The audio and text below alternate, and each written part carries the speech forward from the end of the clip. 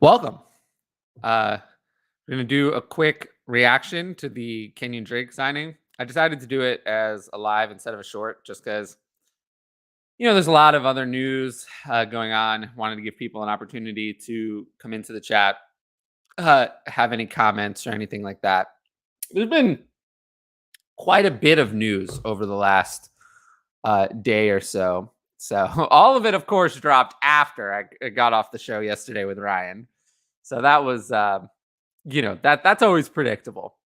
But I would say for fantasy, the biggest pieces of news were Kenny Drake, Laviska Shenault being traded, and Jimmy Garoppolo re-signing with the 49ers. So of those, Laviska Shenault I covered yesterday. I think it really doesn't matter much for redraft or dynasty, all that, honestly. Covered that. Jimmy Garoppolo is what it is. We'll see if he still gets traded. But honestly, the bigger one for like redraft and a little bit for dynasty is Kenyan Drake signing. So now they have 5 running backs on the team. They have Dobbins, Drake, Davis, Beatty, and Gus Edwards. So Gus Edwards is on the pup. This tells me that they don't think Gus Edwards is coming back anytime soon. So, I'm very concerned about him. As for redraft, I'm probably not drafting much of Kenyan Drake.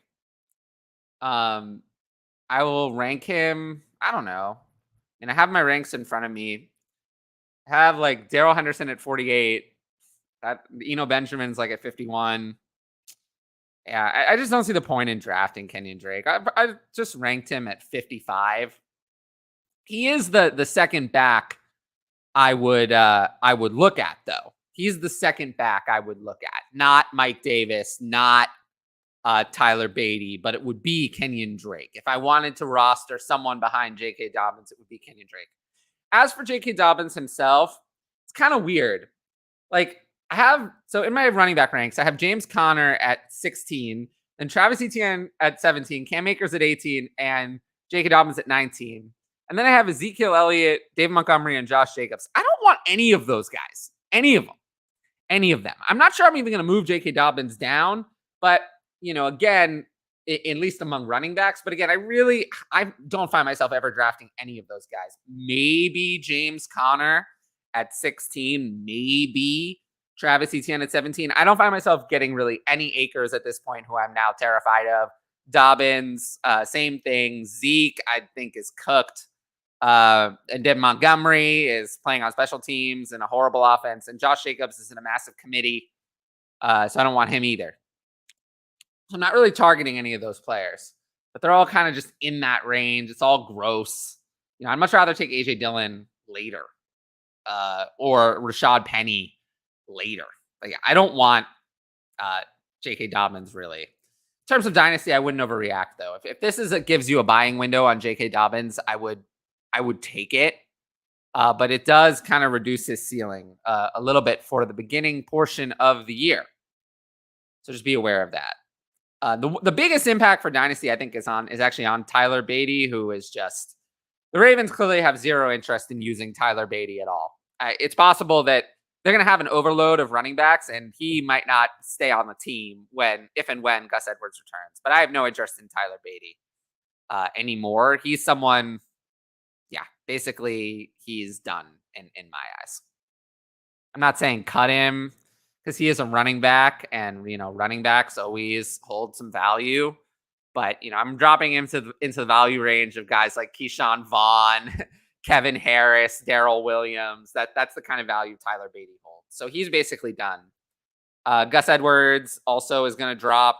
And I would say in most formats, you no longer need to roster Gus Edwards. In any relatively shallow dynasty format, Gus Edwards can go. Keep him in an IR spot if you have an IR spot for him. But, he's no longer a must hold in any way. He can, like I said, feel free to release him.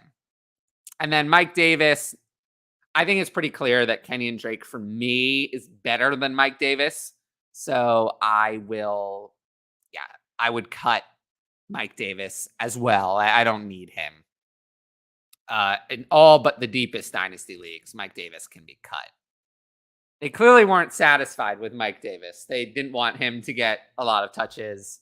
So Kenyan Drake is their guy. And then as for at least behind Dobbins. And as for Kenyan Drake, I mean, he would be the running back I would roster. I'd rather have him over Beatty. Even in Dynasty, I'd rather have him over Beatty. Rather have him over Edwards. Rather have him over Davis. But again, I don't really want Kenyan Drake. He'll fall into that same value range as Beatty, maybe a little higher. But I'd still rather have like Raheem Mostert, even in Dynasty, over Kenyan Drake. So he'll fall into similar value range, probably right above Darrell Williams or something like that. Again, nothing special, but we saw that Devonta Freeman and Latavius Murray had some fantasy value last year. So I would say Kenyan Drake should be rostered in all Dynasty formats, but nothing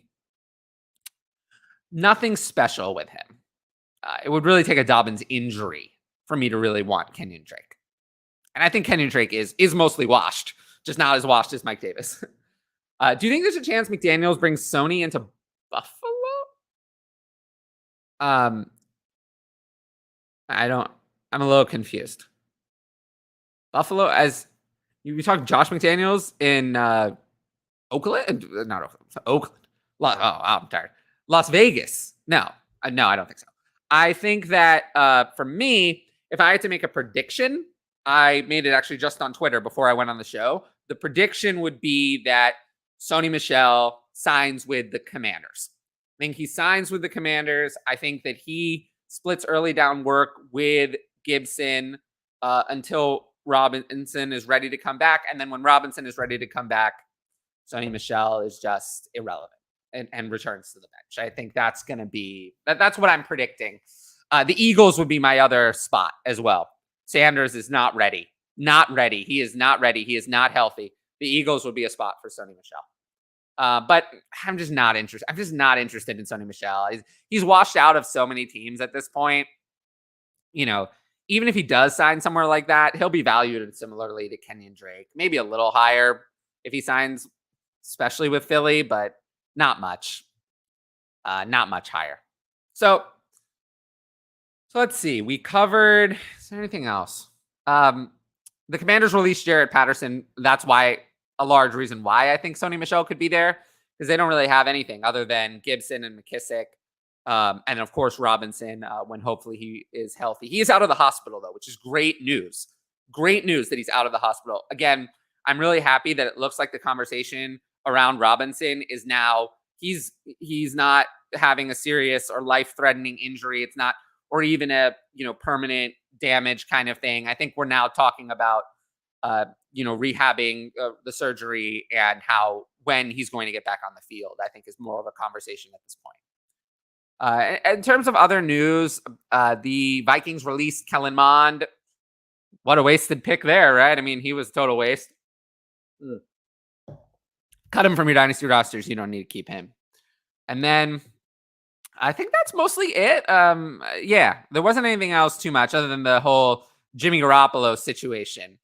But I do think we'll see what happens. Just keep an eye on that. If there's a quarterback injury, Jimmy Garoppolo could still be traded. There's nothing stopping him from being traded. But outside of that, the Kenyan Drake news, I think, is the big news. And we'll see. I was assuming J.K. Dobbins was ready to go. Week 1, 100% ready to go. Now I'm not as sure. Because they already had Mike Davis. If they don't really need Kenyan Drake also if J.K. Dobbins is going to be mostly ready to go. So, yeah, a little bit concerning. But other than that, I just want to remind everyone, if you're here, make sure to like, comment, subscribe, and hit the notifications bell on this video if you enjoy it or, all of my other content. I'll be live tonight on Ask DLF at 9 p.m. Eastern. It'll be simulcast here and on the DLF channel. I'm going to try to bring more like pop-up YouTube shows like this one. It'll be a mix of shorts and streams, mostly shorts. I prefer the short format, but I will occasionally. Oh, it looks like Jermichael Hasty was cut. I don't know if that means anything just now. But I'll try to bring a mix of shorts and pop-up live streams, mostly shorts, but we'll have a few of these from time to time when there's bigger news. And outside of that, yeah, I'm just looking forward to the season. And just make sure to sign up for Patreon. The link is in the show description at the bottom. And yeah, I just appreciate you all. I'll be active on Twitter covering the news. That's going to be what I try to do more on Twitter, is covering news, giving takes on breaking news and stuff like that, instead of the engagement farming stuff that I've done in the past. But until next time, I will see you all later. Thanks for watching, and peace out.